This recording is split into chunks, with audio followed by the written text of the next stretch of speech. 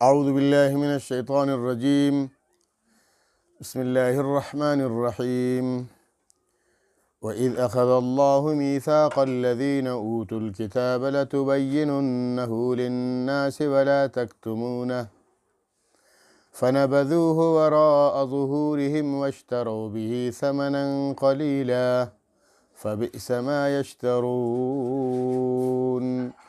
صدق اللہ العظیم۔ وَإِذْ أَخَذَ اللَّهُ، اور جب لیا اللہ پاک نے، میثاق وعدہ، الذین اوتوا الکتاب، کن سے؟ ان لوگوں سے جن کو کتاب دی گئی تھی، لَتُبَيِّنُنَّهُ، کس غرض سے کتاب دی گئی تھی؟ لا، ضرور، تبینو، بیان کریں گے، ہو، اس کو، للناس، لوگوں کے لیے، لوگوں کے سامنے وضاحت کے ساتھ اسے بیان کریں گے، ولا تکتمونہ، اور اسے چھپائیں گے نہیں۔ لیکن ہوا کیا؟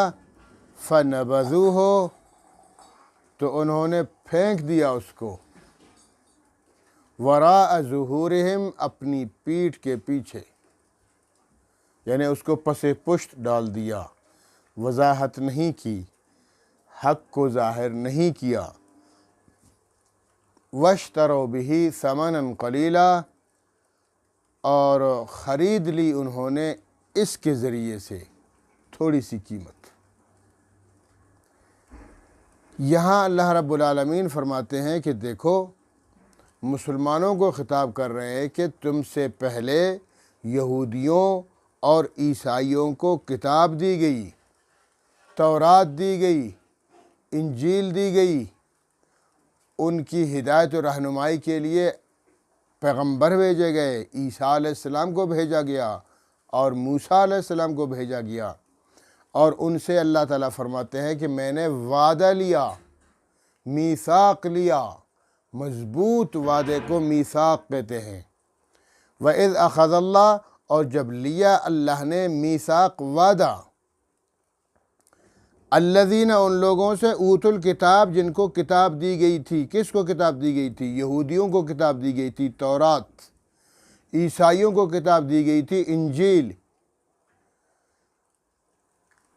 یہ کتاب دی گئی ان کو، یعنی یہودیوں کو اور عیسائیوں کو، اور ان سے عہد کیا لیا گیا، معاہدہ کیا ہوا ان سے، وعدہ کیا لیا گیا ان سے، لا، یہ کہ لا، ضرور تو تم لوگ، لا، ضرور تو تم لوگ، بینن، پھر تاکید کے ساتھ، ضرور، بالضرور بیان کرو گے، وضاحت کے ساتھ بیان کرو گے، کھل کر بیان کرو گے، ہو، اس کو، للناس، لوگوں کے لیے۔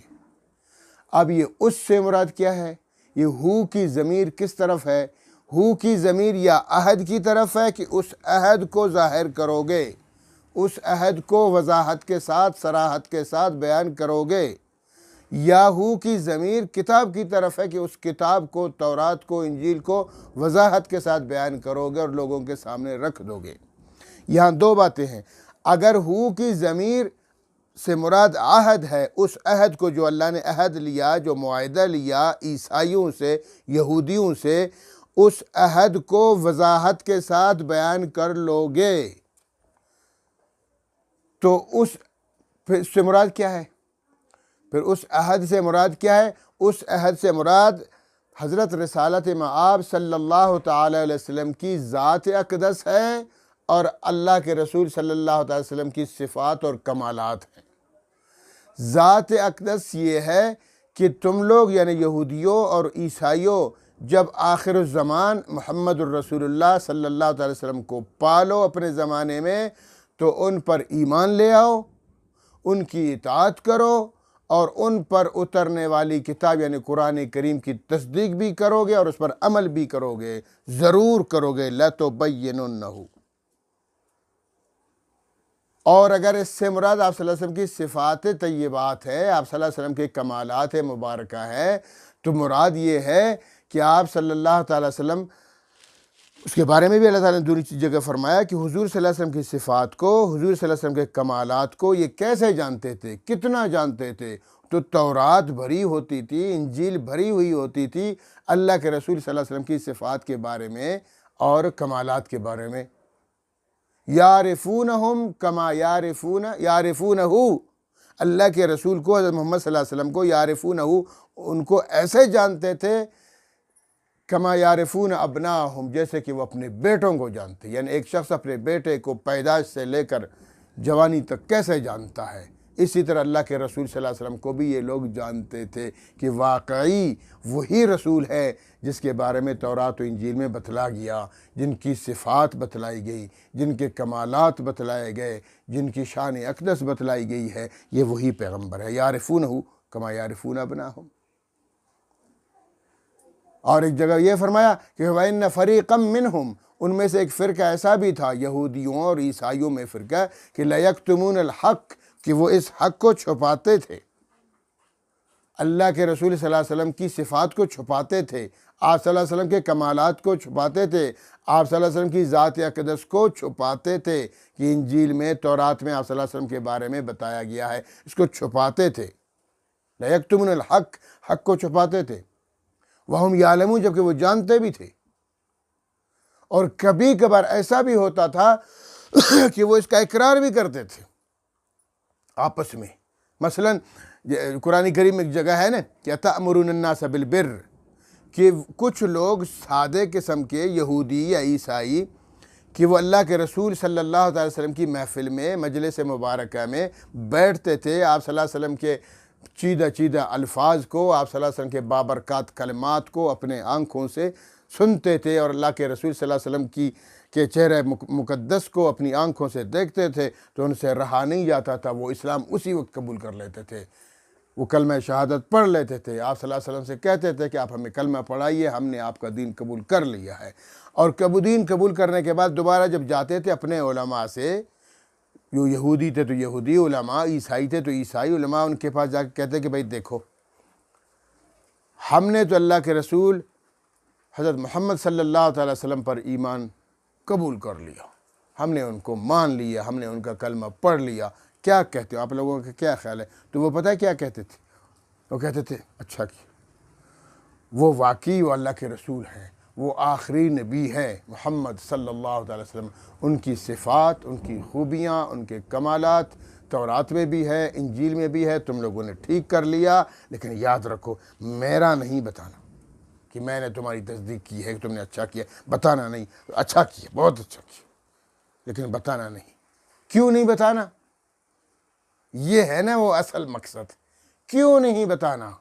اس وجہ سے کہ اگر بتاؤ گے تو مجھے بھی ایمان لانا پڑے گا، جب میں ایمان لاؤں گا تو مجھے بھی مصیبتیں جھیلنی پڑیں گی، مجھے بھی اذیتوں سے دوچار ہونا پڑے گا۔ اور جناب یہ جو خرافات قسم کی چیزیں ہیں، یہ جو پیسہ میں بٹور رہا ہوں لوگوں سے حق کو چھپانے کی وجہ سے، تو یہ پیسہ بٹورنا، یہ دولت جمع کرنا، یہ سلسلہ میرا بند ہو جائے گا، پیٹ کا مسئلہ ہے، وہ سب ختم ہو جائے گا۔ تو اس لیے اللہ تعالیٰ نے فرمایا أَتَأْمُرُونَ النَّاسَ بِالْبِرِّ، تم لوگوں کو نیکی کا تو حکم کرتے ہو کہ تم نے اچھا کیا، ایمان قبول کیا، آخر الزمان نبی محمد صلی اللہ علیہ وسلم کی ذات اقدس پر ایمان قبول کر لیا، بہت اچھا کیا، وَتَنْسَوْنَ أَنفُسَكُمْ، اور اپنے آپ کو بھلا بیٹھتے ہو، لوگوں کو تو کہتے ہو اچھا کیا اور خود کیوں نہیں لاتے ایمان؟ عجیب سی بات ہے۔ ہاں، وَأَنْتُمْ تَتْلُونَ الْكِتَابَ، قرآن کریم کہتا ہے تم تو کتاب کو پڑھتے ہو، تورات و انجیل کو پڑھتے ہو، تم اللہ کے رسول صلی اللہ علیہ وسلم کی صفات کو، کمالات کو پڑھتے رہتے ہو، افلا تعقلون، تمہیں کچھ بھی عقل نہیں؟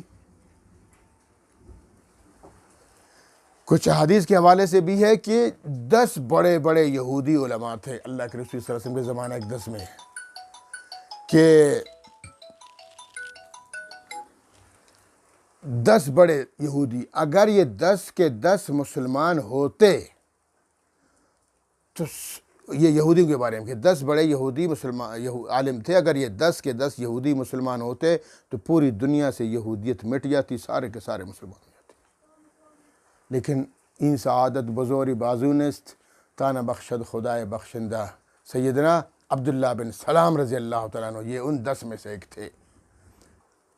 حضرت عبداللہ بن سلام رضی اللہ تعالیٰ عنہ یہ 10 علماء میں سے ایک عالم تھے یہودیوں کے، کہ انہوں نے تورات پڑھی ہوئی تھی، اللہ کے رسول صلی اللہ علیہ وسلم کی خوبیاں، آپ صلی اللہ علیہ وسلم کی صفات اور آپ کے کمالات اور آپ کی نشانیاں سب پڑھ چکے تھے۔ جب اللہ کے رسول کو دیکھا اور پرکھا اور سمجھ گئے کہ یہی اللہ کے رسول ہیں جن کی نشانیاں تورات میں بتلائی گئیں، تو فوراً ایمان قبول کر لیا۔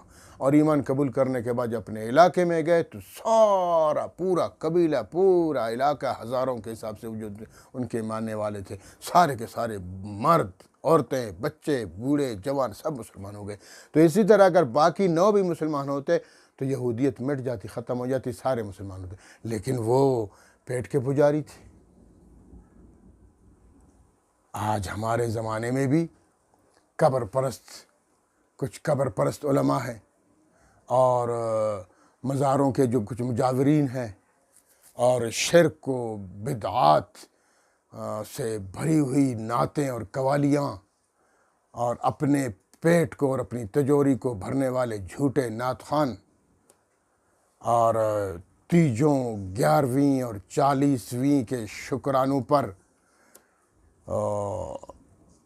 پلنے والے بے دین قسم کے لوگوں نے یہودیوں کی طرح آقا کریم صلی اللہ تعالی وسلم کے دین کو مٹا کے رکھ دیا ہے۔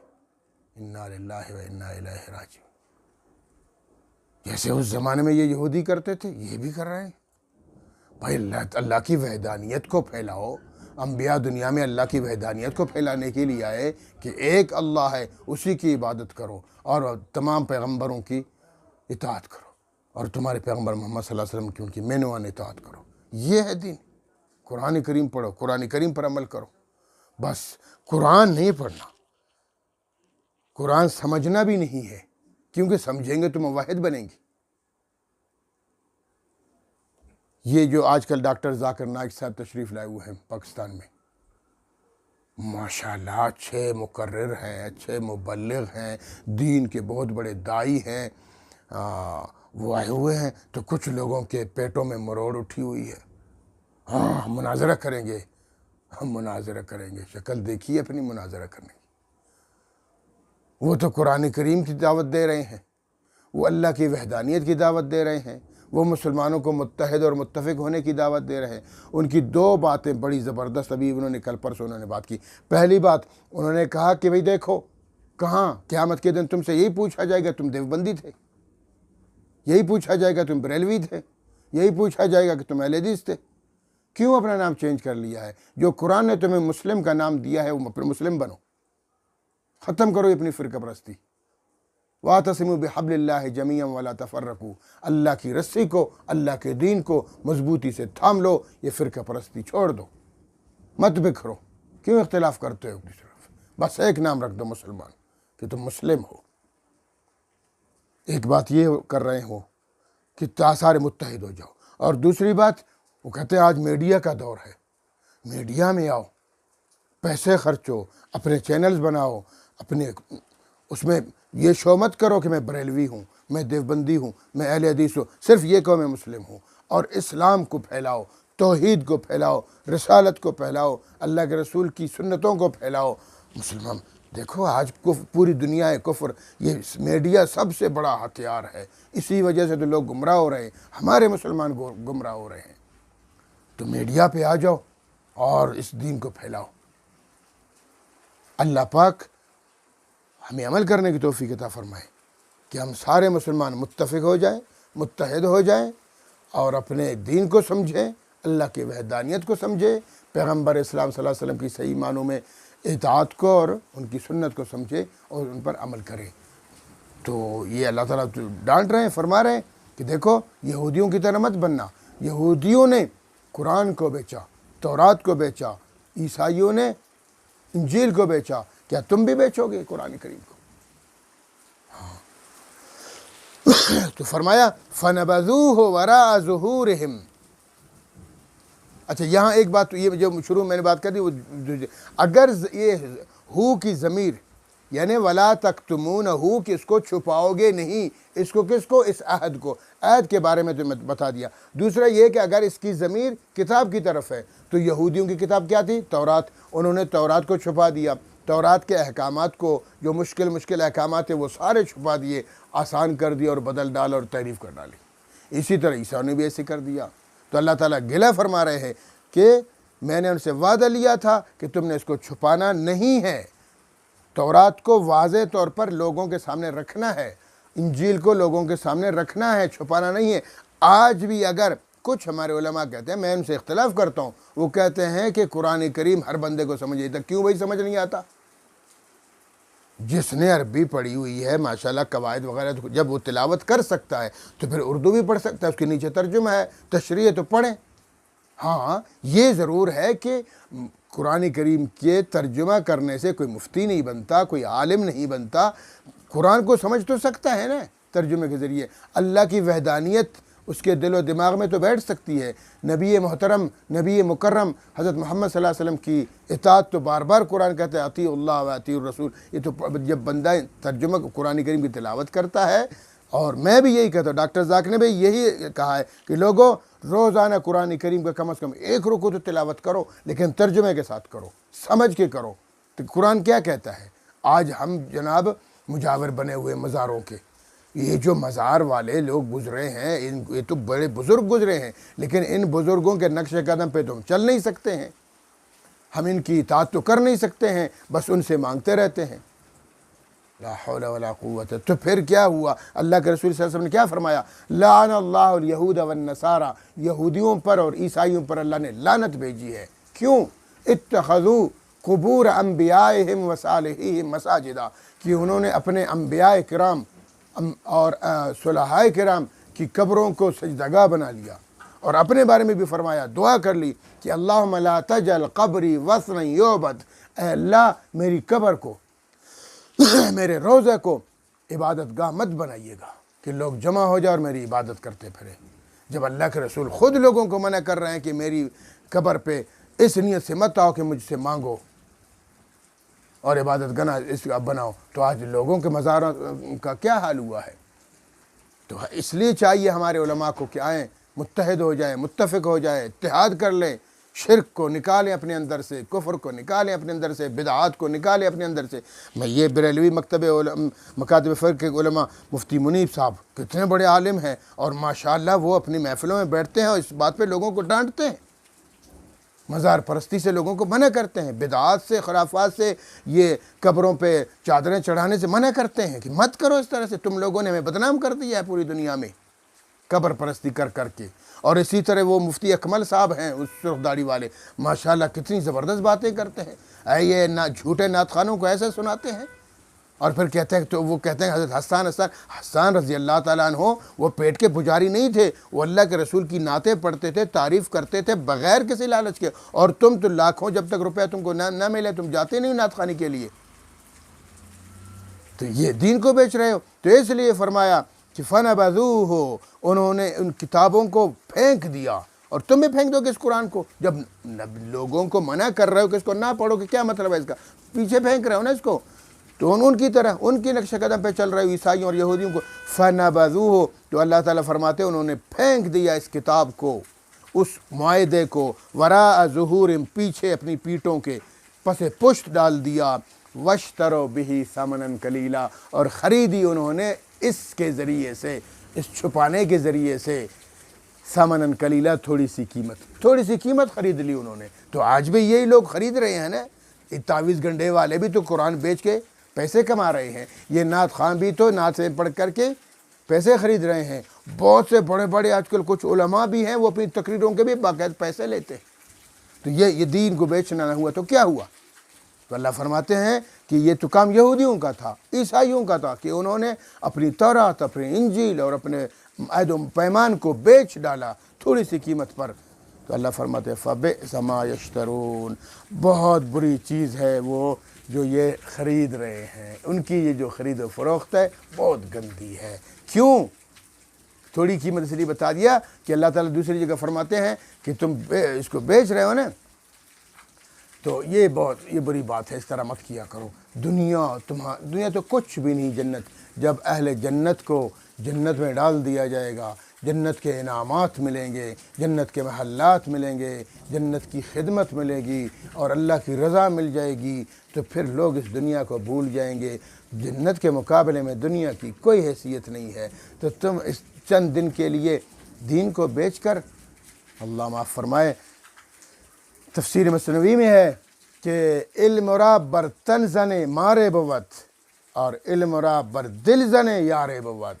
یہ جو علم ہے نا تمہارا، اگر اس علم کو تم اپنے جسم پہ لگاؤ گے، زیب و زینت پہ لگاؤ گے، اس علم کو اپنی فیشن کا ذریعہ بناؤ گے، تو فرمایا مارے بوت، یہ تمہارے لیے علم سانپ بن جائے گا قیامت کے دن۔